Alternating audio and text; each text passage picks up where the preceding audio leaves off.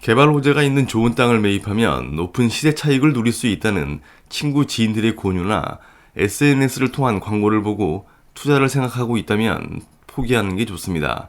100% 사기입니다. 이런 부류의 기획부동산 사기는 과거부터 현재까지 수십 년 동안 이어져 오며 많은 사람들이 피해를 보고 있습니다. 피해 예방 방법으로 등기부와 토지 이용 계획 확인원을 직접 떼어봐야 하고, 지분 투자 방식은 피해야 하며 어떤 개발이 이루어진다라는 업체 직원의 말들을 녹음해야 한다 등의 대응 요령을 설명하지만 다 필요 없습니다. 애초에 이런 업체 등을 통한 투자는 하지 않는 게 가장 중요합니다. 누군가의 말을 듣고 한번 알아나 봐야겠다라는 생각에 업체를 방문하는 것도 절대 하면 안 됩니다. 방문하게 되면 그들의 현란한 말솜씨와 분위기에 현혹되어 답사까지 가게 되고 결국은 계약서에 사인을 하게 됩니다. 일단 투자하게 되면 그 어떤 방법으로도 이후에 투자금을 회수하기는 불가능합니다. 만약 미공개 개발 정보를 알고 있는 사람이 있다면 가족 또는 절친 외에 다른 사람들에게 알려줄 사람은 한 명도 없습니다. 어떤 곳이 개발된다는 미공개 정보나 개발 호재 지역의 토지를 다른 사람들에게 왜 알려주고 가지고 있는 땅을 굳이 매도를 하는지에 대해 의구심부터 가져야 합니다. 개발 직전까지 가지고 있으면 그 업체는 더 큰 수익을 얻을 수 있을 텐데 말입니다.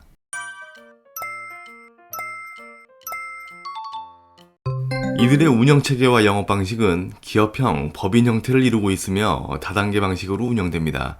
본점, 지점, 계열사 등의 구조로 전국에 퍼져 있고, 본점은 공인중개사, 법무사, 세무사 등과 연계해 총괄 지휘를 하고, 지점은 직원을 모집해 토지를 다단계 방식으로 분양합니다. 가치가 떨어지는 저렴한 토지를 물색하러 다니는 팀도 있으며, 이런 토지를 기획부동산들에 넘겨주는 전문적인 낙가마도 존재합니다.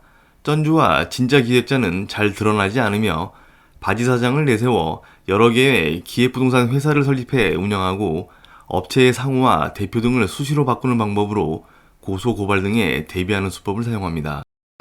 불특정 다수에게 전화나 문자 등을 보내는 전통적인 방식에서 현재는 유튜브, 블로그, 카페 등의 개발 호재를 알리며 광고하는 방식으로 변화했습니다. 그중 가장 큰 피해를 양산하는 방식은 벼룩시장이나 인터넷 구직 사이트, SNS 등의 직원 모집을 통한 방식입니다.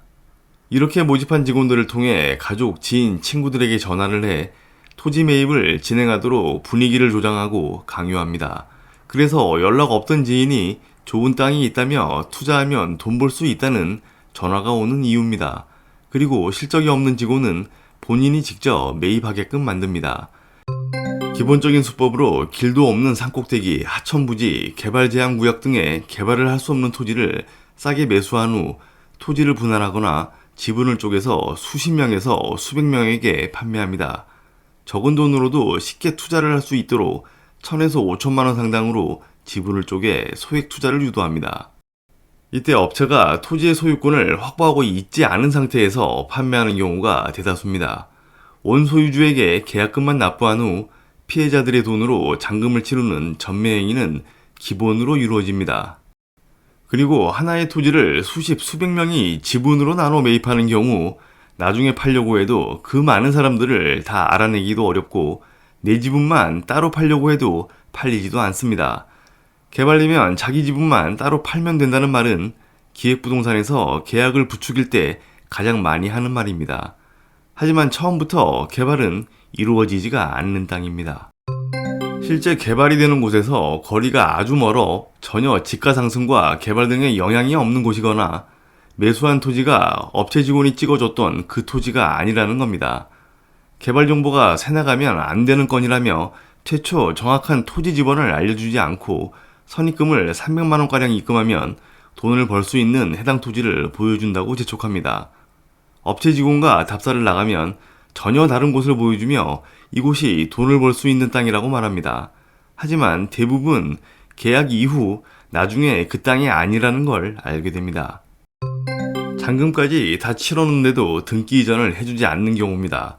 거기에 그 땅을 담보로 등기 이전 전에 업체가 대출을 받거나 근저당이 설정되어 있는 토지를 그대로 등기 이전하는 경우도 있습니다. 그리고 토지거래 허가구역으로 지정되어 있어 등기 이전이 힘든 경우에는 분양금액만큼 매입한 토지에 근저당을 설정하고 토지거래 허가구역 해제 후 소유권 이전을 해주겠다고 약속을 하기도 합니다. 그러나 업체가 이런저런 이유를 대며 등기 이전을 미루는 경우가 많고 언제까지 해주겠다는 확약서나 이행각서를 써주는 경우가 있지만 법적으로 아무런 도움이 안 되는 휴지 쪼가리라고 보시면 됩니다.